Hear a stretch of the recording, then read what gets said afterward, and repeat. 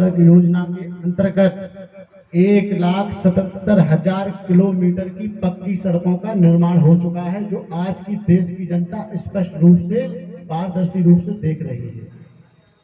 बुंदेलखंड में माननीय योगीनाथ जी की सरकार में जिस तरह से चाहे हमारी और दूसरी राजनीतिक पार्टियां हो, बहुजन समाज पार्टियां हो, समाजवादी पार्टी हो और हमारी कांग्रेस की पार्टियां हो, जिस तरह से भ्रष्टाचार चरम सीमा पर था, गुंडई चरम सीमा पर थी, ऐसे लोग सीना चौड़ा कर करके और पूरे बलपूर्वक इस पूरे झांसी के अंदर हो चाहे उत्तर प्रदेश के अंदर हो, लोगों के साथ अन्याय करने का काम करते थे। आज भारतीय जनता सरकार में वही अपराधी पुलिस के सामने आत्मसमर्पण कर रहे हैं। मिथिलेश जी मुद्दे से भटकिए नहीं, बात सिर्फ बुंदेलखंड की हुई है। सिर्फ बुंदेलखंड पे आपसे पूछा है कि बुंदेलखंड की जो परिकल्पना समग्र विकास की, जो भारतीय जनता पार्टी ने 2014 के चुनाव में, चाहे वो बुंदेलखंड राज्य बनाने का वादा हो, मुक्ता काशी मंच पे मोमा भारती जी ने वादा किया हो, या प्रधानमंत्री जी ने उनकी बात का समर्थन किया हो, या 2017 में योगी जी ने जो सपने दिखाए थे बुंदेलखंड के लिए कि बुंदेलखंड को हम मुख्य केंद्र बिंदु बनाएंगे विकास का, उस पर कितना खड़े होकर सवाल ये नहीं है कि केंद्र सरकार ने क्या किया या उत्तर प्रदेश सरकार ने क्या किया, सवाल ये है कि बुंदेलखंड के लिए क्या हुआ। जो भ्रष्टाचार की बात है, वीडियो वायरल हो रहे हैं, कार्रवाई हो रही है, वायरल होने के बाद हो रही है, लोग परेशान है, शिकायतें आज भी डीएम एसएसपी के यहाँ पहुंच रही है भ्रष्टाचार की, चाहे वो प्रधानमंत्री आवास योजना हो, पेंशन योजना हो या कोई भी चीज हो। अगर ऐसा नहीं होता तो सरकारी अधिकारियों के खिलाफ कार्रवाई नहीं होती। इसका मतलब भ्रष्टाचार अभी खत्म नहीं हुआ है, भ्रष्टाचार है, वो अपनी जगह है, लेकिन यहाँ पर सवाल सिर्फ बुंदेलखंड का है, इसलिए सवाल पे केंद्रित रहिए। देखिए पत्रकार महोदय, मैंने जवाब बुंदेलखंड का ही दिया है।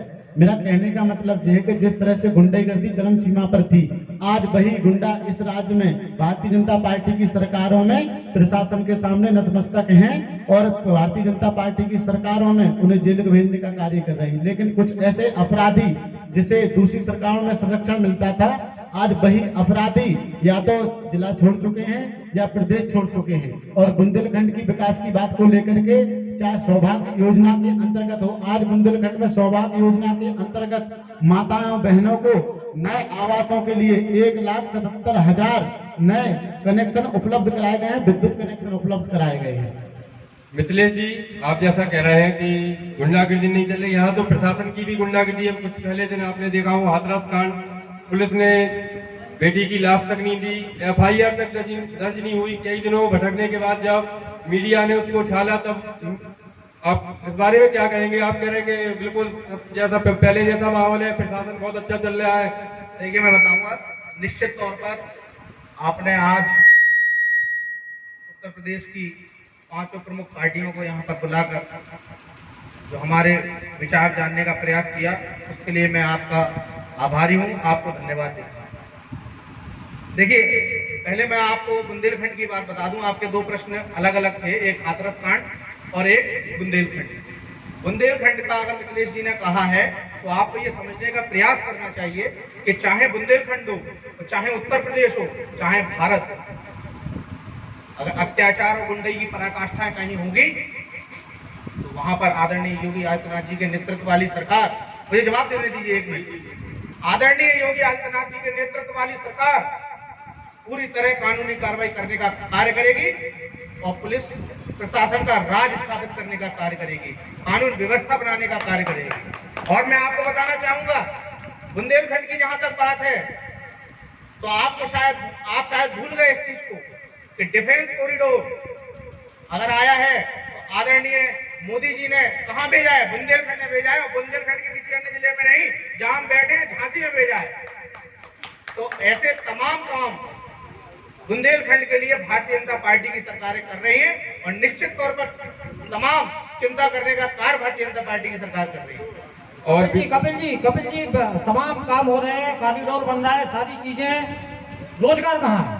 बिल्कुल रोजगार कहाँ है? बिल्कुल क्यों रोजगार है। इतनी बड़ी संख्या में प्रवासी मजदूरों के लौटना ये प्रमाणित करता है कि बुंदेलखंड से लोग गए हैं और फिर चले गए। दूसरा जिस अराजकता की बात की थी सलमान जी, आपकी पार्टी पे सवाल है, 2012 में आपकी सरकार थी, 2017 था, क्या कहेंगे?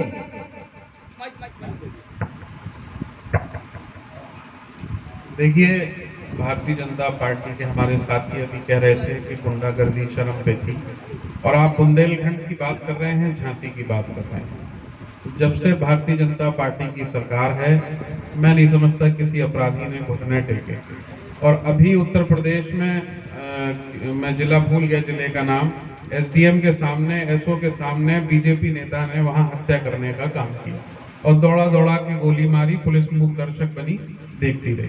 तो रही बात, दूसरी बात रोजगार की, 3.5 साल करीब होने जा रहे हैं भारतीय जनता पार्टी की सरकार को, अभी तक एक भी नौकरी देने का काम नहीं किया। आप हमारे भाई डिफेंस कॉरिडोर की बात कर रहे थे, तो हमारी सरकार ने जब एक्सप्रेसवे बनाया, उसके बाद झांसी में भी एक्सप्रेसवे बनने जा रहा था जिसका नाम बुंदेलखंड एक्सप्रेसवे था। चूंकि सरकार चली गई, जनता ने हमें नकार दिया, हमारे विकास कार्यों को नहीं समझ पाई और लोगों के झूठ और बहकावे में आके सरकार बदल गई, इसलिए कुछ काम रह गए थे। तो आने वाले समय में 2022 में हमारी सरकार जब बनेगी, तो जो विकास कार्य अधूरे रह गए थे उनको पूरा करने का काम हम करेंगे। और जहां अपराधी माफियाओं की बात है, तो माननीय अखिलेश यादव जी को भी आपने देखा होगा, एक बड़े अपराधी को पार्टी में जब लिया गया तो उन्होंने परिवार के सदस्य से झगड़ा करके उस अपराधी को पार्टी से बाहर निकालने का काम किया था। तो हमारी पार्टी इसकी राजनीति नहीं करती है। चलिए, भ्रष्टाचार की बात आई थी। आम आदमी पार्टी भ्रष्टाचार के खिलाफ रही है, आम आदमी पार्टी भ्रष्टाचार के खिलाफ रही है, क्या कहेंगे, खत्म हुआ या नहीं हुआ? उपस्थित सभी सज्जनों को नमस्कार। देखिए, भ्रष्टाचार की स्थिति तो यह है कि उत्तर प्रदेश में पुलिस प्रशासन सभी पूरी तरह से फेल है। रही बुंदेलखंड की बात, तो मैं एक छोटा सा सवाल पूछना चाहता हूं, और यहाँ उपस्थित सभी लोगों को ज्ञात भी होगा। काफी लंबे समय से उत्तर प्रदेश झांसी की जो संसदीय सीट है, ये भाजपा के हाथ में है। एक छोटे से पीरियड को छोड़ दीजिए तो लगभग 30 साल, मतलब मुझे तो बचपन से याद है कि अग्निहोत्री जी के टाइम से झांसी की सीट भाजपा के पास है। कितने उद्योग लगा दिए आपने यहाँ पर, गिनवाएंगे क्या? कितने अस्पताल, कितने मेडिकल कॉलेज, कितने सिविल हॉस्पिटल, क्या क्या बनवाए भाजपा के सांसद ने यहाँ पर? आप गिनवाए एक बार। यहाँ पर मेयर की सीट से लेके, पार्षद की सीट से लेके, विधायक से लेके, सांसद से लेके, उत्तर प्रदेश के मुख्यमंत्री से लेके भारत के प्रधानमंत्री तक, सब जगह एक ही व्यक्ति है, एक ही सरकार है, एक ही पार्टी है। हमारे बुंदेलखंड का क्या हो रहा है? बुंदेलखंड जो है, आप लोग आदरणीय लोग, आप सभी जानते हैं, झांसी तक सीमित नहीं है।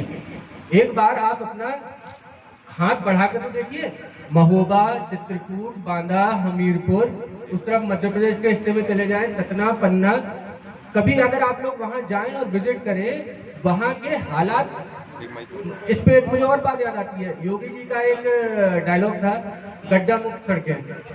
आप एक बार इन गाँव में जाके देखिए, गाड़ी की चेसिस ना हिल जाए तो नाम बदल लीजिएगा। एक एग्जाम्पल दे रहा हूँ, छोटा सा एग्जाम्पल, कि झूठ पे झूठ, झूठ पे झूठ, कितने झूठ बोलेंगे व्यक्ति। और देखिए, रोजगार, भ्रष्टाचार, इन सब की तो बात ही ना की जाए, वो ज्यादा अच्छा है। खैर, अब मैं अपने आम आदमी पार्टी की बात करता हूँ। हम लोगों का यहाँ पे छोटा सा पार्टी है, कोई ज्यादा बड़ा पार्टी नहीं है, लेकिन कम से कम for the people, by the people, to the people, जो अपना हमारे संविधान का परिकल्पना है, हमारी पार्टी उसी में विश्वास रखती है। और इसका एक जीता जागता मॉडल जो है वो दिल्ली मॉडल है, जहाँ पर केजरीवाल जी ने जो प्रोमिसेस किए जनता के लिए, जनता के द्वारा, वो पूरे करके दिखाए। आज की तारीख में वहां पर स्कूल, स्वास्थ्य, सुरक्षा, यही 3 मूलभूत आवश्यकताएं हैं आम आदमी की, कि उसको शिक्षा मिले, स्वास्थ्य मिले और सुरक्षा मिले। आप वहां पर देख सकते हैं दिल्ली में किस प्रकार से प्राइमरी स्कूल्स का रेनोवेशन किया गया है, किस प्रकार से मोहल्ला क्लिनिक बनवाए गए हैं, जहां कोई भी छोटे से छोटा या बड़े से बड़ा कोई भी किसी भी स्तर का व्यक्ति जाके मुफ्त इलाज करवा सकता है, और जगह जगह सीसीटीवी लगवाया गया। तो जो बेसिक मूलभूत आवश्यकताएं हैं आम आदमी की, उसको तो पूरा किया जाए। इसी के बाद मैं अपनी बात विराम करता हूँ। चलिए, थोड़ा सा और पीछे जाते हैं, 2012 के पहले जाते हैं। भ्रष्टाचार की बात हुई, कानून व्यवस्था की बात हुई, गुंडाई की बात हुई, अराजक तत्वों की बात हुई। 2012 के पहले जाते हैं, 2007 से 12 तक बसपा की सरकार थी उत्तर प्रदेश में। क्या स्थिति थी और आज क्या स्थिति है? चंद्रशेखर जी। भैया सभी युवा भाइयों को नमस्कार मेरी तरफ से। बसपा की सरकार 2007 से लेके बहन जी जब सरकार बनी थी, बहन जी की चाहे सांसद हो, चाहे विधायक हो, चाहे छोटा सा कार्यकर्ता हो, अगर वो अपराधी होता है तो बहन जी खुद उसको, चाहे सांसद को घर से बुला के गिरफ्तार कर। बहुत सारे अपराधियों को टिकट भी दिए थे, लोकसभा में भी विधानसभा में। उसको क्या कहेंगे? अपराधियों को टिकट लगातार खुलेआम आपकी पार्टी पे आरोप लगते रहे कि पैसा लेके आप लोग टिकट देते हैं, वो भ्रष्टाचार नहीं है तो क्या है, उसको क्या कहेंगे? ये तो बातें हैं, बाकी सब पार्टियों की चलता है कि इनने ही पैसा दिए वो लिया है टिकट। वो अगर किसी ने आपको देखा है या कुछ बताया कि बहन जी टिकट बेचती है तो बताइए, आप बोलने से क्या होता है? आरोप आप ही की पार्टी के लोगों ने लगाए हैं, जो निकाले गए हैं उन्होंने ही आरोप लगाए हैं। वो वजह क्या थी? वजह क्या है? अगर जो पार्टी से निकाले गए हैं वो तो पार्टी के ऊपर लगाएंगे, कोई भी पार्टी उनके रहे, बीएसपी नहीं। आप देख लीजिए किसी भी पार्टी के किसी को भी कार्यकर्ता को या अपने विधायक को बाहर निकाला जाए, फिर वो उसके खिलाफ बोलता है, प्रेस कॉन्फ्रेंस करेगा कि मेरे संग ये हुआ है, मेरे संग ये हुआ है। जब तक वो पार्टी में रहेगा तब तक तो पार्टी बढ़िया, और पार्टी के बाहर जाएगा तो पार्टी की बुराई। चलिए क्या कहेंगे, कानून व्यवस्था पे क्या कहेंगे? बहन जी की सरकार 5 साल रही है। बहन जी की सरकार में कानून व्यवस्था से लेके, शिक्षा से लेके और स्वास्थ्य से लेके, आज देखिए कोविड-19 चल रहा है, कोविड-19 चल रहा है, पैरामेडिकल कॉलेज बहन जी की देन है। यहाँ पर आज मरीज भर्ती हो रहे हैं, केवल बहन जी की देन है। आप बताइए कौन से यहाँ पर मेडिकल कॉलेज अभी बने गए? पैरामेडिकल बहन जी की देन है। सलमान जी, अखिलेश जी कहते हैं कि पैरामेडिकल में हमने 500 बेड एक्स्ट्रा मेडिकल कॉलेज को दिए और पैरामेडिकल का आधुनिकीकरण कराया। बताइए अशेंद्र जी। जी नमस्कार। सबसे पहले तो ये युवाओं का मंच है, मेरे सामने सभी आकार लेते युवा साथियों को नमस्कार। सभी अपनी अपनी बात रख रहे हैं, अपना पक्ष रख रहे हैं। देखिए, पैरामेडिकल की बात की जाए या झांसी की बात की जाए, आज संसाधन जुटाने की बात की जाए, आज कोरोना वैश्विक महामारी चल रही है और ऐसे दौरान में अगर देखा जाए तो झांसी में अगर कोविड के इलाज के लिए अगर कोई, जो आज कोविड बिल्डिंग बनी हुई है जहां पर आज कोरोना का इलाज चल रहा है, वो माननीय श्री अखिलेश यादव जी की देन, समाजवादी पार्टी की सरकार की देन है कि आज उस पर कोरोना के लिए इतने सारे बेड्स वहाँ पर अवेलेबल हैं और लोगों का इलाज हो पा रहा है। और कई बार आंकड़े आए कि झांसी में किस तरीके से ग्राफ कोरोना में बढ़ रहा था। पूरे देश के आंकड़े अलग थे, लेकिन चिंताजनक बहुत झांसी में रहे हमेशा। लेकिन उसके पीछे जो एक बैकअप प्लान था कि अगर वो अस्पताल नहीं होता या वो बिल्डिंग नहीं होती तो आज किस तरीके से स्थितियां होती, झांसी में क्या समस्याएं होती, उससे हम सभी को समस्याओं को दो चार होना पड़ता उनसे। कहीं पे चले जाइए आप, मेडिकल कॉलेज चले जाइए, इतनी सारी देखिए व्यवस्थाएं कोई बना करके देना वो एक बहुत बड़ी चुनौती होती है, उसके साथ उस व्यवस्था को बनाए रखना और बहुत बड़ी चुनौती होती है। और ये जो वर्तमान सरकार है, ये कोई भी हमारी सरकार, हमारी पूर्व की सरकार के जो भी काम रहे उन सभी कामों को फेल करने का, उन सभी कामों को बंद करने का ही काम किया है। आज किसी भी, चाहे न सिर्फ मेडिकल क्षेत्र में, आप कानून व्यवस्था को देख लीजिए या आप शिक्षा को देख लीजिए, स्वास्थ्य, रोटी कपड़ा मकान, आज लोगों के पास इतनी समस्याएं हैं। कोरोना जैसे संकट के बाद में आज लोगों के पास खाने को कुछ नहीं है, लोगों के पास पहनने के लिए ढंग की सुविधाएं नहीं है, उनके पास रोजी रोटी डेली का उनको ये तय नहीं है कि शाम को हमको खाना मिलेगा कि नहीं मिलेगा, कल सुबह हमको मिलेगा कि नहीं मिलेगा। तो बहुत सारी समस्याएं हैं और इस पर ध्यान देना चाहिए। लेकिन अगर जिस तरीके से मेडिकल सुविधाओं की बात की जाए तो पूरे प्रदेश में स्वास्थ्य की व्यवस्थाओं को बढ़ाने का, उसमें वेंटिलेटर्स देने का, बेड्स देने का हमेशा समाजवादी पार्टी की सरकार ने काम किया है। और जो भी असुविधाएं थी, देखिए एक 5 साल का एक समय होता है और उस समय के दौरान बहुत सारी नई योजनाएं, बहुत सारी चीजों की शुरुआत की गई थी, लेकिन सरकार बदलने के बाद वो चीजें बन करके चालू हुई और उसका फीता काटने का, नाम लेने का जो सिर्फ काम कर रही है वो आज योगी जी की सरकार कर रही है, अजय सिंह बिष्ट जी की सरकार कर रही है। सिर्फ दूसरे के नाम पर राम नाम जपना और पराया माल अपना की जो बात होती है वो उस तरीके का काम कर रही है। चलिए लौट के आते कांग्रेस के हमारे गौरव जैन और गगनप्रीत जी मौजूद हैं। लंबा समय आपने काटा है उत्तर प्रदेश में, सरकार में, सत्ता में, एकदम बाहर हुए, लौट के नहीं आ पाए और आज जो बुंदेलखंड की स्थिति है, मैक्सिमम आपको जिम्मेदार माना जाता है क्योंकि आप लंबे समय तक रहे। क्या कहेंगे? और ये जो बातें आई हैं, ये जो दावे आए हैं डिफरेंट पार्टियों के, इसमें आप कहाँ स्टैंड कर रहे हैं? सबसे पहले तो उपस्थित सभी लोगों को नमन, जो आप बीच दोपहरी में यहाँ पर आए हमारा डिबेट सुनने के लिए। दूसरी बात, यहाँ पर बैठे जितने लोग हैं उनसे मैं पूछना चाहता हूँ कौन कौन यहाँ पर जो है वो बुंदेलखंड राज्य के पक्ष में है? सबसे पहले हाथ उठाइए। कौन से पार्टी है जो बोलती है कि हम बुंदेलखंड राज्य नहीं बनना देना चाहते? बताइए, कोई पार्टी है यहाँ पर? है कोई पार्टी? कौन ये मानता है कि नया राज्य बनने से बुंदेलखंड का विकास नहीं होगा? है कोई भैया? नहीं है ना। तो सब मानते हैं कि यहाँ पे नया राज्य बनने से बुंदेलखंड का विकास होगा। अच्छा, अब एक बात बताइए, आज से 25, 30, 40 साल पहले ऐसा कौन सा समय था जब राज्य में, केंद्र में और वो दोनों राज्यों में, चाहे उत्तर प्रदेश हो चाहे मध्य प्रदेश हो, दोनों में एक ही राज्य की सरकार, एक ही पार्टी की सरकार? क्या मिसिंग है यहाँ पे? सिर्फ और सिर्फ इच्छा शक्ति। अगर इच्छा शक्ति होती तो आज बुंदेलखंड बन गया होता। 2014 में वायदे करा था 6 महीने में राज्य बना के देंगे। क्या हुआ उस वायदे का? हम जब भी चुनाव आते हैं नए नए वायदे सुनते हैं। 5 करोड़ सांसद निधि से आएगा, 5 करोड़ में खुद के ट्रस्ट से लगाऊंगा। क्या हुआ उन सब का? खोखले वायदे, हर जगह खोखले वायदे। 3 करोड़ रोजों को रोजगार देंगे। कहाँ गए 3 करोड़ रोजगार? जितने, हर एक रिपोर्ट थी एनजीओ की, मैं बताऊं, गायब कनेक्शन करके वो है संस्था, उसने एक रिपोर्ट निकाली। हर जिले से 3.5 से 4 लाख लोग जो है वो पलायन। और ये पलायन कब हुआ? जब 2013 और 14 के बाद आपके नरेगा के जो वो हुए, जिनको आपने बंद कर दिया सारा। 14 के बाद से आप देख रहे हैं प्रधानमंत्री जी ने वहां पे बोला था पार्लियामेंट में कि नरेगा सिर्फ गड्ढा खोदने की एक प्रक्रिया है और कुछ नहीं है।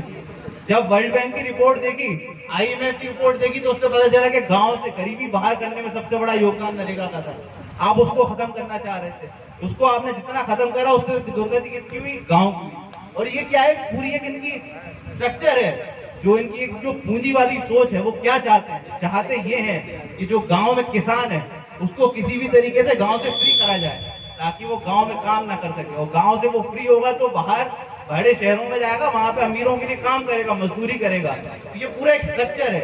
और जो पूरी पूंजीवादी सोच है, जिस प्रकार से सिर्फ आप एक आदमी को फंडिंग करते हैं, उस आदमी के हाथ में सारे संसाधन दे देते हैं, चाहे रेलवे हो, चाहे एयरवे हो, चाहे कुछ भी हो, सब कुछ आप एक आदमी को देना चाहते हैं। वो चाहते हैं कि एक बड़ी इमारत हो, उसमें हम सब उसके नौकर हो। क्या किसी को ये मंजूर है? और पिछले 6 साल से यही हो रहा है। हमारी जो योजनाएं थी वो क्या थी आप समझिए। जितनी भी हमारी योजनाएं थी उसमें फ्री हमने खाना दिया, मिड डे मील दिया, हमने एजुकेशन का अधिकार दिया, हमने इंफॉर्मेशन का अधिकार दिया। इन लोगों ने क्या करा? किसी ने भी क्या करा? एक भी चीज ऐसी हुई जिसमें किसी का कोई मुनाफा हुआ और फायदा हुआ? और अगर हुआ तो वो आंकड़ों में क्यों नहीं दिखता? क्यों हमारी जो इकोनॉमिक ग्रोथ है वो 23% से नीचे चली गई। 10% पे पहुंचाई थी 2010 में, लेकिन नहीं पहुंचाई थी, कि वो भी आंकड़ा झूठा था। सबसे बड़ी बात है कि यहाँ पर जो आज पार्टियां हैं उनमें संवेदनहीनता है। और वो संवेदनहीनता सिर्फ इसीलिए है क्योंकि उन्हें फर्क नहीं पड़ता कि आप किस मुद्दे पे वोट देते हैं। आप मुद्दे पे वोट देंगे सिर्फ जात पात पे, धर्मवाद पे, किसी और चीज पे हम मुद्दे पे वोट नहीं देंगे। इसलिए आप गरीब हैं और गरीब बने रहेंगे, और वो आपको और गरीब बनाएंगे। और यही इनकी मंशा है कि आप गरीब रहें, उनके सारे काम करें और वो अपना आपको छलावा करते रहें। हरप्रीत जी, देखिए, जैसे हमारे गौरव जैन जी ने बहुत अच्छी बात कही, सारे मुद्दे गिनाए। आज बुंदेलखंड के बारे में मैं एक बात कहना चाहता हूँ कि बुंदेलखंड जो सबसे पिछड़ा हुआ क्षेत्र है हमारे पूरे देश भर के अंदर, यहाँ से सारे मजदूर जो आज देश विदेश में काम करने गए थे, आज 8 से 10 करोड़ मजदूर लॉकडाउन के समय में बेरोजगारी करके और अपना पैदल वापस बुंदेलखंड आया है। तो उनकी बेरोजगारी का जो भत्ता बैठा है उस स्तर से, पुराने स्तर से और आज की डेट में कितना ज़्यादा डबल हुआ है। सबसे बड़ी बात जो प्राइवेटाइजेशन की बात हो रही है वो आज सबके सामने है, कोई झूठ नहीं कह सकता उसको। प्राइवेटाइजेशन जैसे किसानों का मुद्दा है, किसानों के मुद्दे में आप ये सब देख सकते हैं कि उसमें भी प्राइवेटाइजेशन आ गया है। आज एक इकलौता किसान है जो आज लॉकडाउन के समय में ना भूखा मरा है और ना उसने किसी को मरने दिया है। और कोई ऐसा व्यक्ति नहीं है, चाहे हमारी सरकार भारतीय जनता पार्टी फेल हुई हो, चाहे कोई फेल हुआ हो, लेकिन आज के समय में इनने जो प्राइवेटाइजेशन और जो हम लोगों को एक मजदूर और बंधुआ मजदूर बनाने का काम किया है, इसका श्रेय सिर्फ भारतीय जनता पार्टी को जाता है। उसके अलावा इस देश के अंदर बहुत सी सरकारें आई गई, लेकिन जो बेचने का काम हम लोगों को, युवाओं के सपनों को बेचने का काम किया है, तो भारतीय जनता पार्टी के लोगों ने किया है, भारतीय जनता पार्टी के नेताओं ने। चलिए भाजपा का जवाब आएगा। ऑडियंस में से कुछ पूछना चाह रहे हैं, लेकिन उसके पहले गौरव जी एक सवाल आपसे। आपने आंकड़े गिनाए, आपने सारे प्रमाणित दिए, कागजी दस्तावेजों के साथ आपने अपनी बात रखी। एक सवाल जो बुंदेलखंड राज्य की आपने यहाँ बात कही थी, आजादी के बाद बुंदेलखंड राज्य था, कामदा प्रसाद सक्सेना पहले मुख्यमंत्री थे, आप ही की पार्टी के प्रधानमंत्री जवाहरलाल नेहरू ने 1952 में उस राज्य को खत्म कर दिया। कौन दोषी है? उस समय बुंदेलखंड में तब वो प्रवासी मजदूर तो थे नहीं, उस समय जो देश की हालत थी वो बाकी राज्यों सरकार आपकी थी, जिम्मेदारी सरकार आपकी थी, जिम्मेदारी आपकी थी। बुंदेलखंड बाकी राज्यों से पिछड़ा था, ये बताओ आप, कब पिछड़ा? सरकार आपकी थी, आजादी के बाद जिम्मेदारी आपकी थी, लंबे समय तक आप रहे, और अगर बुंदेलखंड पिछड़ा तो लंबा समय आपने शासन चलाया, सत्ता में रहे। उस टाइम बुंदेलखंड की उतनी बड़ी मांग, हम आपको एग्जाम्पल देते हैं आंध्र प्रदेश और तेलंगाना का। कांग्रेस पार्टी ने आंध्र प्रदेश में बनाया था सबको मिला के, जब लोगों की मांग उठी कांग्रेस पार्टी ने तेलंगाना अलग करा। जब तेलंगाना उन्हें लगा के पिछड़ने लगा बाकी राज्यों से तो उन्होंने तेलंगाना अलग कर दिया। हमारी सरकार होती और बुंदेलखंड अगर हमारे पास दोनों राज्यों में होता तो हम उसे बनाते, बिल्कुल बनाते। उस समय बुंदेलखंड पिछड़ा नहीं था बाकी राज्यों से, बाकी राज्यों से पिछड़ा है आपके 80 और 90 के दशक में। आप वर्ल्ड बैंक की रिपोर्ट उठा के देखिए, 2004 से 2014 तक आप सेंट्रल में रहे, केंद्र तब भी आप नहीं बना पाए, जबकि उसमें राज्य सरकार की संस्कृति की आवश्यकता नहीं है। संविधान में स्पष्ट लिखा है कि अनुच्छेद का प्रयोग करके सेंट्रल गवर्नमेंट बना सकती है। कांग्रेस जो है वो लोकतांत्रिक पार्टी है, वो ऐसा नहीं कि रात में फोन आया उन्होंने बोला कि नोट बंद कर दो और नोट बंद हो गए। सबकी सलाह मशवरा जो एक पूरा बना हुआ है संविधान बना, जो हर चीज से चर्चा हो, एक एक चीज पे चर्चा हो, एक एक क्लॉज पे चर्चा हो। जब तक अंतिम व्यक्ति की सहमति नहीं मिले तब तक आप नहीं कर सकते। कोई तानाशाही थोड़ी ना, किसी के बाप की बकौती नहीं है। आंख बंद करा आपने, नया कानून ला दिया, क्या है ये? देश में डेमोक्रेसी है कि डिक्टेटरशिप है? कहाँ ले जाना चाह रहे हैं आप देश को? क्या एग्जाम्पल सेट करते हैं? अगर हम सोचते कि अपने आंख बंद करके हमने एक नया राज्य बना दिया, ना किसी से सलाह करी ना किसी से मशवरा करा, और आपने बना दिया भैया लो नया राज्य बन गया, लो भैया नया नोट छप गए, लो भैया नया कानून बन गया। कोई तरीका थोड़ी ना। ऑडियंस से सवाल मैं आपसे एक कहना चाह रहा था, आम आदमी पार्टी के हमारे भाई बैठे हुए हैं जो उसने कहा है, मैं उसके लिए बताना चाह रहा हूँ कि योगी जी, परम आदरणीय योगी जी ने जो कहा है वो किया है, और वो व्यक्ति मैं दावा करता हूँ नरेंद्र मोदी जी और माननीय योगी जी का, ये दोनों व्यक्तियों के लिए अगर संसार में कोई ये कह दे कि कभी जीवन में हमने झूठ बोला है, तो मैं जो आप कहोगे जीवन भर आपके यहाँ मैं नौकर बन के रहूंगा। अरे सवाल करिए। नहीं सवाल मैं कर रहा हूँ। सवाल पे आइए, सवाल पे आइए। मैं वो भी दे रहा हूँ। नहीं यो कहा विचारधारा पे नहीं सवाल करिए। नहीं सत्य कहा पे विचारधारा पे नहीं सवाल करिए, सवाल करिए। छोटे भाई भी कुछ बोल रहे थे, ये आप मीडिया के बीचों बैठे हैं, ये मतलब ये चीजें नहीं बोलो बाप, ये चीजें गलत है। अगर इस पे आओगे बहुत कुछ होगा। मैं आपसे अनुरोध करना चाहता हूँ मेरे छोटे भाई, जवाब देने के लिए माइक मिलेगा हम लोग। हाँ आप ही के पास आए, सबसे लास्ट में आप ही को जवाब देना है। जी बसपा के कुछ लोग कुछ बोलना चाह रहे हैं। जी बोलिए। आम आदमी पार्टी की तरफ से पक्ष। 2 सेकंड हुआ भैया, स्टेज पे खड़े होकर ना मैंने नहीं कहा था कि 2 करोड़ हर साल जॉब मिलेंगी, बस इतना कहूँगा, इस सारा चलिए बसपा। जी चंद्रशेखर जी आप बोलिए। मेरे भाई गौरव जैन ने कहा बुंदेलखंड राज्य के लिए, जब बहन जी की सरकार थी तो बहन जी ने 4 राज्यों का प्रस्ताव पास करके एक ही दिन के अंदर 5 मिनट के अंदर पूरी विधानसभा में प्रस्ताव पास करके, केंद्र सरकार किसकी थी उस टाइम वहां पर? केंद्र सरकार किसकी थी? कांग्रेस की सरकार थी। अगर कांग्रेस की सरकार केंद्र में भी थी और कांग्रेस की सरकार एमपी में भी थी, अगर कांग्रेस चाहती तो बुंदेलखंड राज्य उसी से बना के तैयार कर देती।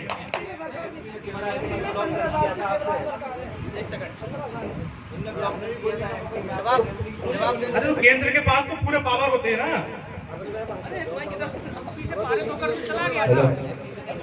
देखिए, जब राज्य ने प्रस्ताव बना के दे दिया आपको,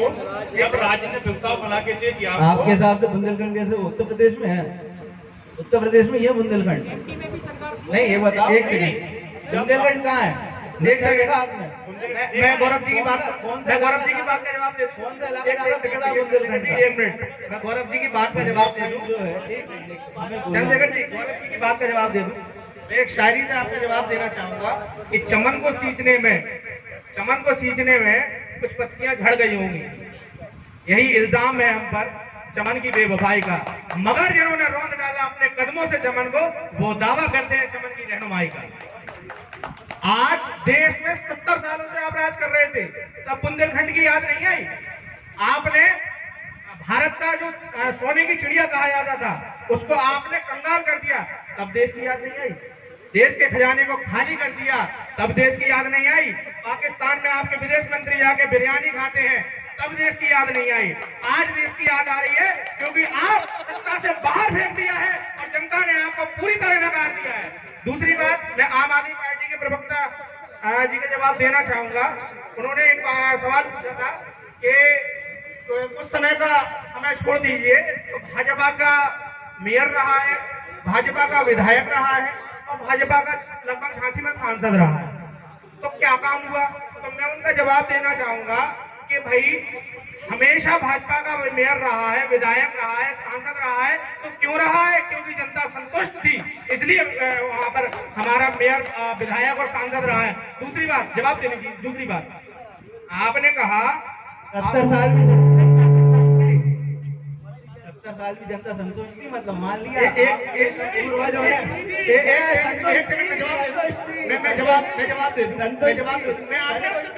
मैं आपके टाइम पे बोला नहीं था, मुझे बोलने का मौका दीजिए, मुझे बोलने का मौका दीजिए। आपने कहा कि देश को वादे किए थे, कहाँ लाके खड़ा कर दिया, तो मैं बताना चाहूंगा कहाँ लाके खड़ा दिया। संयुक्त राष्ट्र संघ में आज नरेंद्र मोदी, देश के यशस्वी प्रधानमंत्री का डोनाल्ड ट्रंप खुद आकर स्वागत करता है और हाउडी मोदी के नाम से प्रोग्राम रखता है। और डोनाल्ड ट्रंप का भारत की गंदी हवा नहीं है कहीं पे अपने चुनाव में। दीपक जी, इनके बीच में बोला नहीं था, मुझे जवाब देने का पूरा चांस दिया जाए, मैं बोला नहीं था। आप देखिए बहस है, इसमें हर व्यक्ति अपनी बात कह सकता है। आप भी कहिए, वो भी कहिए, वो भी बोले। यहाँ सभी को बोलने का अधिकार है, इसीलिए माइक दे दिया आपको। जी बोलिए। दूसरी बात मैं कहना चाहूंगा कि अभी हमारे माननीय मंत्री जी के बेटे ने एक बात कही कि किसी के अरे गौरव बोलो, मंत्री जी नहीं, यहाँ पे पर्सनल कैपेसिटी में है।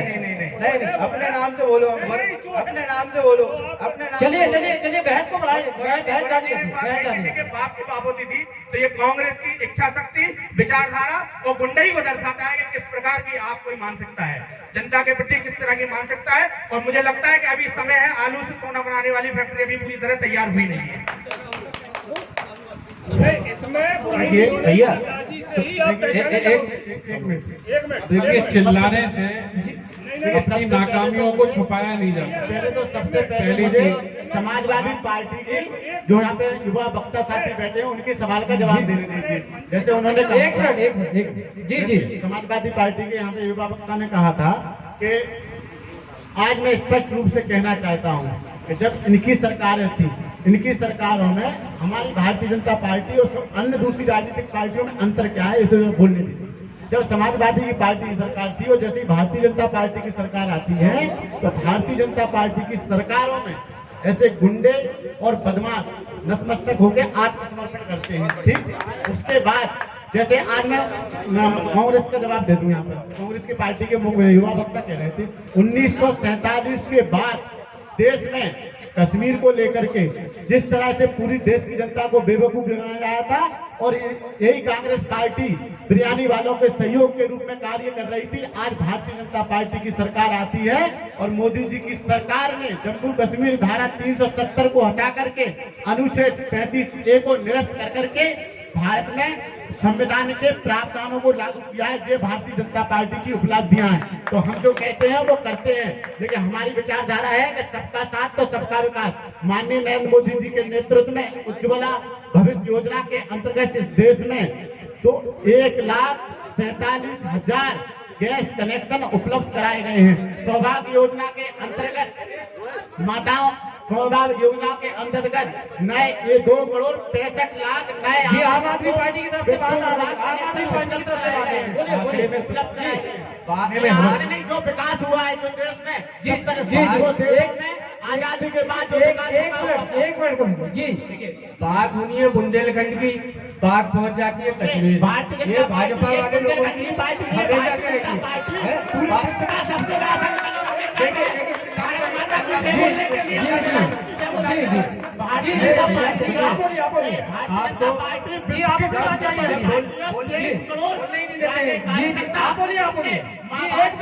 माता की सेवा करने के लिए भारतीय जनता पार्टी को अपनी मां मानते हैं और इस राष्ट्र को अपनी मां मानते हैं और उसकी सेवा करने के लिए। चलिए बिरला जी आप क्या आएंगे जी? मैं आदरणीय की बात का जवाब दे रहा था। भैया मैंने तो ये बोला था कि आप नाम गिनवा दो बुंदेलखंड में, झांसी में क्या क्या प्रोजेक्ट हुए। एक लेट मी कंप्लीट। एक मुझे याद आता है BHEL, Barisha thermal power plant, medical college, ये जो उपलब्धियां रही हैं ये पिछले 30 साल से पहले की रही है। जब से भाजपा के सांसद बने हैं यहाँ पर, तब से अब आप क्या क्या इंस्टीट्यूट, कौन से इंस्टीट्यूट खड़े करे गए। बात हो मुझे 1 मिनट तो बोलना है ना। ये इंस्टीट्यूट जो बात रोजगार की हो रही है, बात यहाँ से लोगों की पलायन की हो रही है, बात बुंदेलखंड की गरीबी की हो रही है, बात बुंदेलखंड की गरीबी की हो रही है। और रही बात अब सरकार में आए, अब उत्तर प्रदेश में आने वाले हैं यार भ्रष्टाचार की। आप जो सवाल कर रहे थे वो भ्रष्टाचार का, कोविड में गिरा था भ्रष्टाचार। देखिए मैं भी तो अन्ना हजारे को धोखा देके आई थी, जो आपकी पार्टी में एक समय दिल्ली में चुनाव भाजपा का एक ही उद्देश्य है, सरकार बनाओ, ये प्रकार विधायक खरीद के बनाओ या चाहे कैसे बनाओ। सामने वाली इनके पास जो आम आदमी पार्टी में मंत्री रहे हैं वो भी आम आदमी का दामन छोड़ करके भारतीय जनता पार्टी की विचारधारा को अपनाया है। भैया सुनिए हमारी बात हेलो भैया, इस देश के माननीय प्रधानमंत्री जी ने आयुष्मान आरोग्य के अंतर्गत देश का युवा और देश का बेरोजगार आदमी जब पैसा कमा करके अपने घर पर रखता है, जहाँ जमीन खरीदने का काम करता है, लेकिन किसी भी प्रकार का अगर उसका घर का परिवार का नौजवान साथी सबको मौका दीजिए।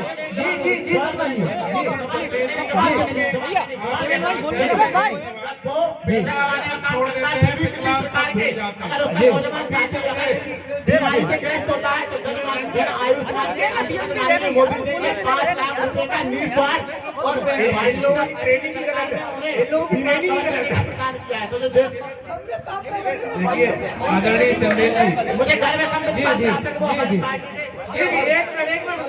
जी समझाने से भटकाया नहीं जा सकता। हम सुनिए मेरे भाई मेरी बात सुन लीजिए। रिकॉर्ड का बटन जी हम भारतीय जनता पार्टी के लोगों से, अपने भाइयों से ये पूछना चाहते हैं कि जब से भारतीय जनता पार्टी की सरकार उत्तर प्रदेश में है, तब से हमारे बुंदेलखंड में केवल एक कॉलेज, एक मेडिकल कॉलेज या कोई ऐसी योजना गिनवा दें या ऐसा कोई काम गिनवा दें जिससे जनता को फायदा पहुंचा हो, और रोजगार गिनवा दें। कितने रोजगार देती है नौजवानों को? मैंने अभी गिनाया आपको डिफेंस कॉरिडोर, जिसका पता डिफेंस कॉरिडोर कब बन गया? डिफेंस कॉरिडोर का भी काम शुरू हुआ। डिफेंस कॉरिडोर कहाँ बना? नहीं मैं पूछ रहा हूँ, बड़ा प्रोजेक्ट था। एक ऑडियंस से सवाल आ रहा है, ऑडियंस से एक सवाल आ रहा है।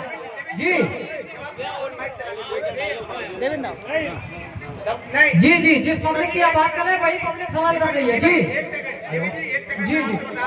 भारतीय जनता पार्टी के भी प्रवक्ता को जवाब देने का पूरा समय दिया है। मैं आपको नहीं बिल्कुल समय सबसे ज्यादा आप ही बोल रहे हो, आप ही समय ले रहे हो।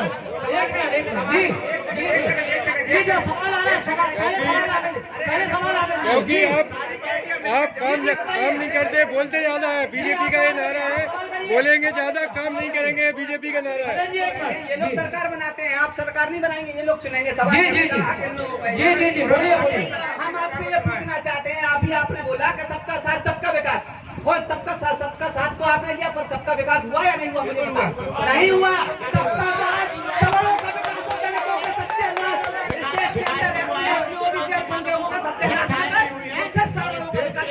और आप सुनो मेरी बात, सुनो पहले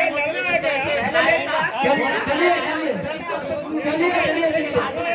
आपने अभी सवाल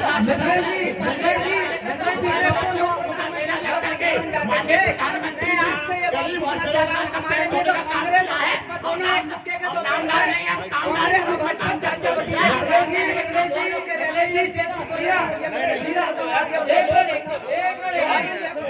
ऑडियंस की बात भी सुनी जाए, ऑडियंस की बात भी सुनी जाए।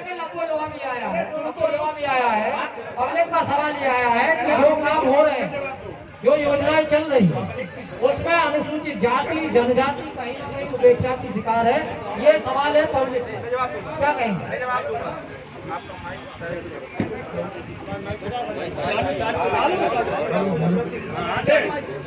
देखिए मैं आपको जवाब दे दूं। आपने कहा कि अनुसूचित जाति के लोगों का विकास नहीं हुआ। आप एक बात मुझे बताइए, प्रधानमंत्री आवास योजना किसको मिली? अनुसूचित जाति के व्यक्ति को मिली। आप बताइए गैस सिलेंडर किसे मिला? अनुसूचित जाति के व्यक्ति को मिला। आप कहते हैं अनुसूचित जाति का विकास नहीं हुआ। आप तो उस पर राजनीति करने का काम कर रहे हैं और उनका वोट लेकर के उन्हें बेचने का काम कर रहे हैं और निरंतर इस काम के लिए आप अग्रसर हैं। आज हमारे पंडित दीनदयाल उपाध्याय जी का सपना था कि अंत्योदय समाज की अंत में खड़े हुए व्यक्ति को उभारना और उसका विकास करना। बाबा साहब अम्बेडकर का सपना था कि अनुसूचित जाति के व्यक्ति को जब तक बराबरी ना हो जाए तब तक आरक्षण व्यवस्था रहे। और मैं आपको बता दूं कि भारतीय जनता पार्टी इस ओर अग्रसर है और निश्चित तौर पर काम करने का कार्य कर रही है। बताइए जितनी भी योजना है हमारी सारी की सारी अनुसूचित जाति के लोगों को मिली, किसे नहीं मिली? किस तरह काम कर रही? भैया को समाज का 10% आरक्षण हमने तो बढ़ाया। गठबंधन होने के बाद भी तो आप लोग हरा नहीं पाए थे ना, पब्लिक में चाहिए इसलिए जनता जी आरक्षण में बसपा का पक्ष आ रहा है। जी जी जी जी भाई लोग कह रहे हैं विकास की बात कर रहे हैं भाई लोग। क्या नहीं हुआ?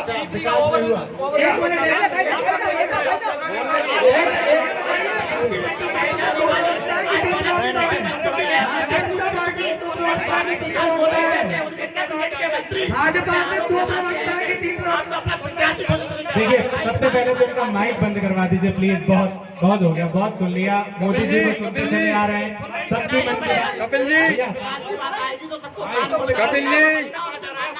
नई बिल्डिंग दिखा दो जो झांसी में आपने बनवाई हो, पिछली छोड़ दो। नई बिल्डिंग 3.5 साल। बहुत बढ़िया।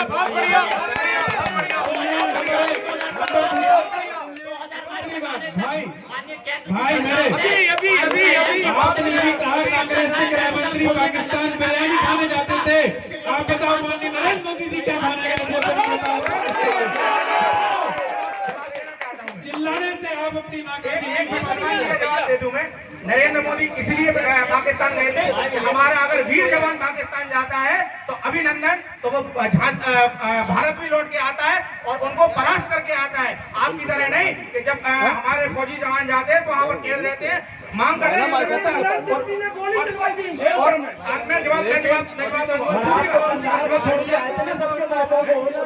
बच्चे आ रहे हैं। आप दूसरा जवाब मैं दे दूं। हेलो, दलितों की बात कर रहे थे भैया। जवाब कन्हार में क्या शादी में गए थे? हम बिरयानी खाने गए थे। पहले कांग्रेस और सापा और गठबंधन की जो साथी है वो अपना गठबंधन दूर कर ले, राष्ट्रीय स्तर पर हो चुका है। देखिए एक सेकंड में आपको जवाब दे दूं। मैं आपको जवाब दूं। दलितों की जमीन पर कब्जे, दलितों की जमीन पर कब्जे, दलितों की जमीन पर आंकड़ा उठा के देखोगे सबसे ज्यादा एनकाउंटर दलितों के, पिछड़ों के और ब्राह्मणों के होते हैं। ये विकास है।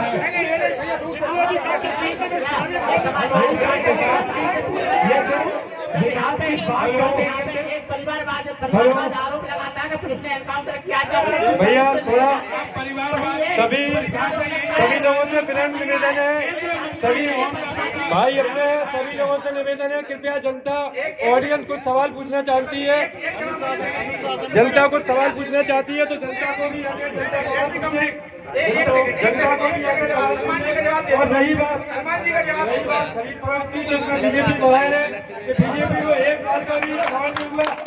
एमपी में विधायक किसी को 35 करोड़, किसी 50 करोड़ जनता ने चुने हुए विधायक थे।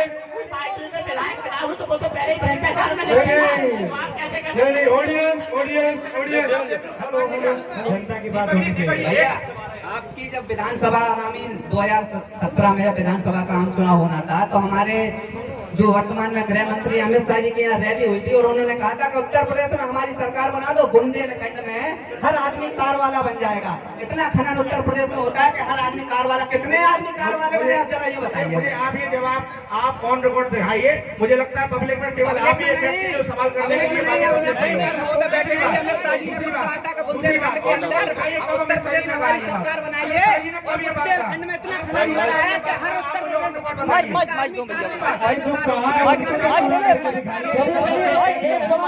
एक सवाल आ रहा है भैया, हम झूठ बोल रहे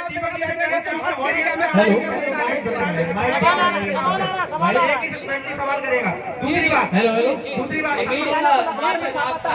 सवाल बहुत ध्यान से सुनिए।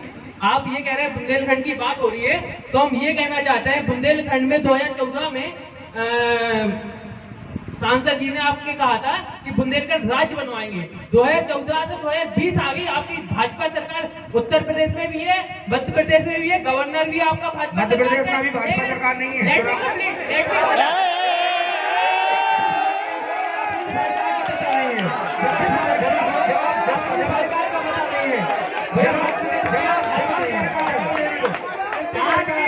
मध्य प्रदेश के अंदर आदर्श आचार संहिता लागू है, वो गुंडाई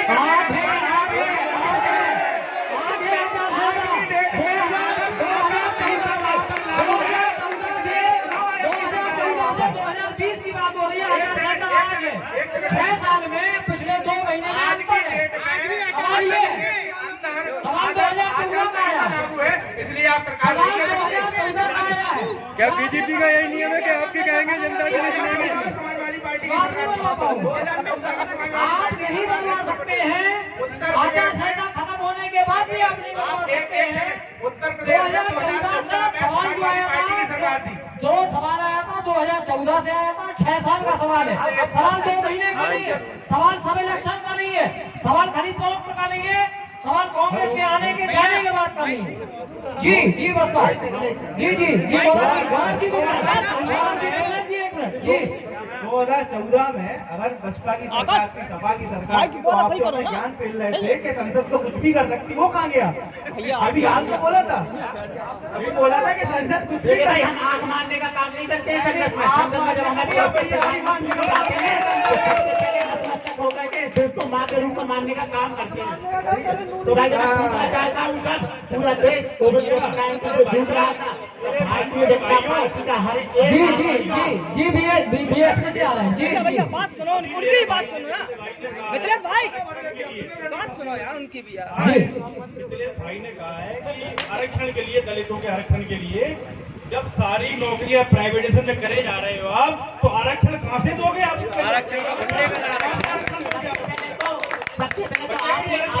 सबसे पहले तो दलित की बेटी कही जाने वाली आज दौलत की बेटी है। और जिस तरह से आरोप करते थे, नसरुल सिद्दीकी कौन थे आपके कैबिनेट के मंत्री थे? जो हमने जवाब दिया, आपके कैबिनेट में मंत्री थे ना, तो गाने हाथ कहे जाते थे। चलिए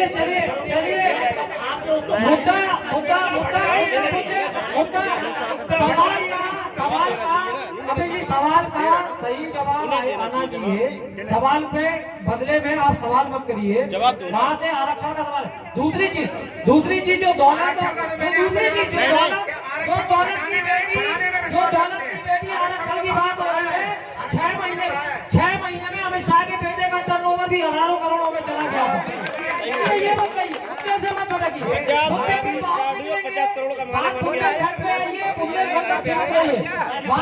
बुंदेलखंड में क्या हुआ सीधा। भारतीय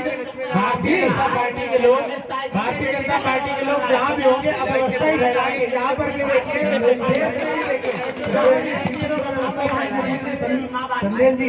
सबको बोलने का मौका दो। तो जब पूरा देश कोरोना जैसी घातक बीमारी से जूझ रहा था, तब मैं पूछना चाहता हूँ तमाम हमारे बेटे युवा साथियों से, समाजवादी पार्टी के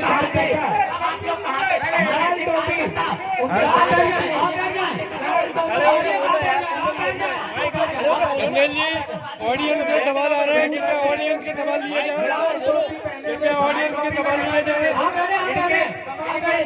ऑडियंस के सवाल आ रहे हैं, ऑडियंस के सवाल लिए जाए,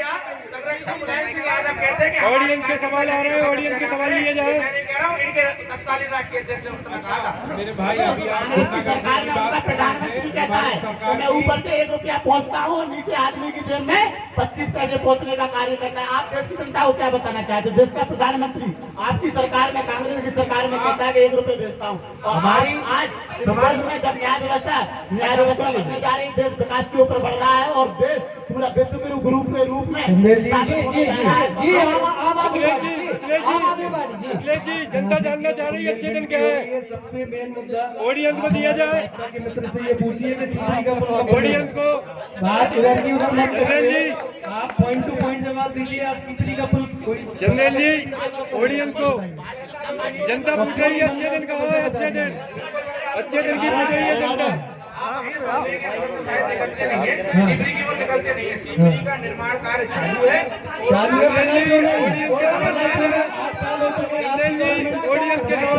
मैं आपको बता दूं, हमारी सरकार आई हुई है मात्र 3.5 वर्ष हुए। 3.5 वर्ष जितना इसका देखने का जितना था, अभी उतना 3.5 साल से वो क्यों नहीं बना?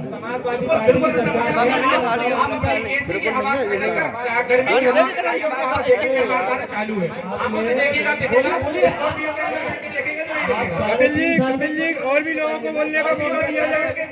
कपिल जी और भी लोगों को बोलने का मौका दिया जाए। ऑडियंस के समाजवादी पार्टी ऑडियंस के सवाल आ रहे हैं, ऑडियंस के सवाल। 302 किलोमीटर का लखनऊ आगरा एक्सप्रेस वे 23 महीने में बना दिया था। इनको देखिए, 2 किलोमीटर की बात करते हैं हमारी भारतीय जनता पार्टी ने 2014 और 15 से 1,77,000 वहाँ भी जिज्ञासा मैंने आंकड़े देखिए, सबसे ज्यादा आंकड़े भारतीय जनता पार्टी की सरकार जी आप जारी रखिए जी।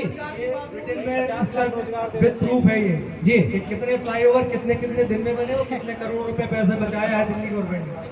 ऐसे होता है काम जी। एग्जाम पे जाए आप लोग अभी भाजपा के हमारे भाई अभी कह रहे थे कि जब समाजवादी पार्टी की सरकार थी तो यहाँ गुंडे और माफिया घूमते थे, और माननीय योगी जी की सरकार में नतमस्तक है। आपको किसका खतरा है जो आप हथियार लेके यहाँ आए हैं, बताइए। बहुत बढ़िया, बहुत बढ़िया, बहुत बढ़िया, बहुत बढ़िया, बहुत बढ़िया। आप लोगों से फ्लाईओवर नहीं बन सकते, आप सीट खाली करिए। स्याही सूख नहीं पाती, अखबार की नई खबर आ जाती है अपराध की। बहुत बढ़िया। अभी पहले हमें माइक दो, तब तो हम जवाब दें। नहीं ऑडियंस के सवाल आ रहे हैं। ऑडियंस पूछना चाहती है अच्छे दिन कहाँ है, माइक दिया जाए। ऑडियंस पूछना चाहती है अच्छे दिन कहाँ है, माइक दिया जाए। माइक दीजिए, माइक जनता के पास जाना चाहिए। माइक जनता से बड़ा कोई नहीं है, जो जनता की आवाज होगी। जी लीजिए भैया, पूछिए। जी जी सलमान भाई की बातों का जवाब देने पहले हम हेलो व्यक्तिगत बात का जवाब दे दो। हेलो भैया माइक लेके पूरे 4 साल होने को जा रहे हैं सरकार में। पूरे 4 साल में कहीं भी आप देख लीजिए बलात्कार, हत्याएं, लूट लगातार बढ़ रही है। हम बैठे भाजपा के लोगों को चाहते हैं क्या होगा। विधायकों पे भी आरोप लगे बलात्कार के, उन्होंने पूरे के परिवार के उनकी हत्या करवा दी। तो सरकार उनको बचा लेती है।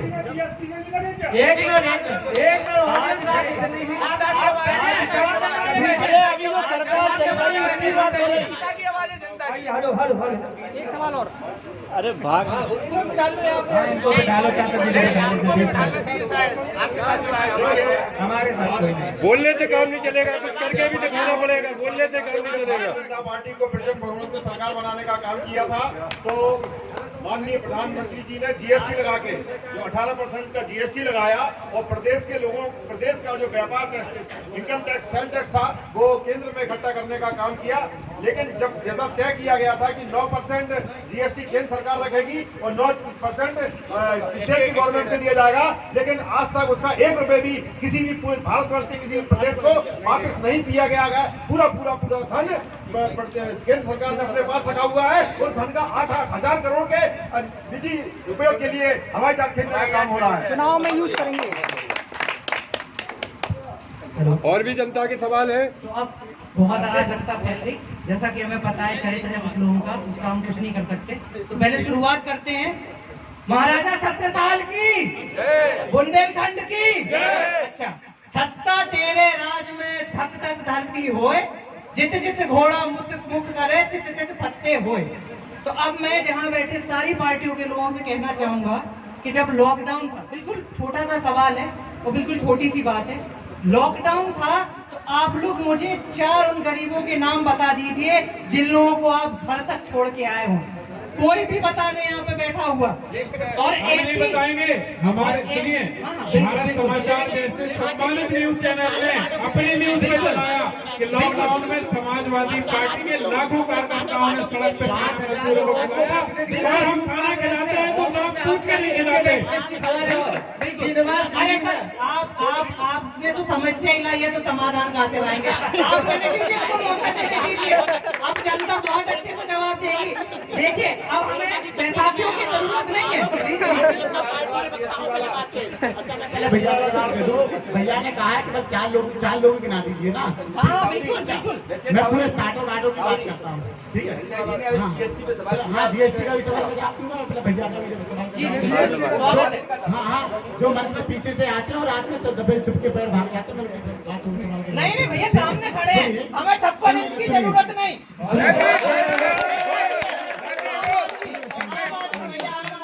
56 सीना किसने कहा? माननीय प्रधानमंत्री जी ने कहा। बिल्कुल। तो वो क्यों कहा? क्योंकि वो गार्डन में चलते हम खेत में हल जोतते हैं।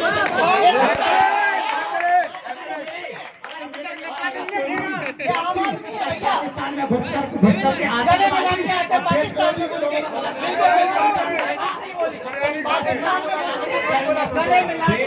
दुनिया के सबसे बड़े आतंकवादी मसूद अजहर को छोड़ के भारतीय जनता पार्टी के लोग गए थे।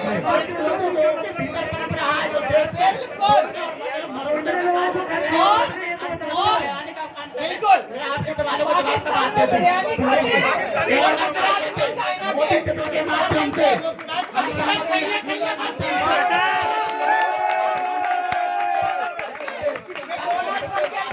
भारत की आवाज अब आप इस बात का क्या जवाब देंगे? उनको का ध्यान रखा। बिल्कुल, उज्ज्वला योजना में भाई ने उज्ज्वला योजना बोली। आपका सम्मान है, आपका सम्मान है। अरे भैया, आपका सम्मान, आप बोलिए।